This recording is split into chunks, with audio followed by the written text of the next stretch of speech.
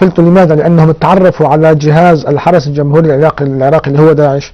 جهاز الحرس الجمهوري العراقي اللي هو داعش. جهاز الحرس الجمهوري العراقي اللي هو داعش.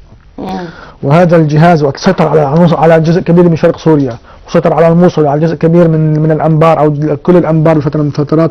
مع داعش سوف تختفي. شوفي داعش هي الحرس الجمهوري العراقي قولا واحدا. حتى العمليات اللي كان تقوم فيها الزرقاوي كان 600 عنصر. كمان ظاهرة داعش ظاهرة ذكية للبعث، يعني البعث اشتغل ذكي كل ما كان في سوريا. لديه مخابراته بحاجة للسوريين. الفرنسيين ايضا لماذا نقول لك انه دعموا الجماعات الاسلاميه او القطريين؟ علاقات القيادات الفرنسيه العتيقه لها علاقات قويه مع نظام صدام حسين كان.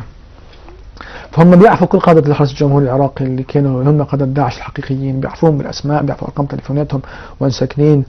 كان في تعاون بينهم، كان في زيارات على فرنسا. فكان الجيش العراقي ايام صدام حسين عنده يعني بنية تحتية عسكرية فرنسية كبرى. ساهمت في معركة الفاو مثلا.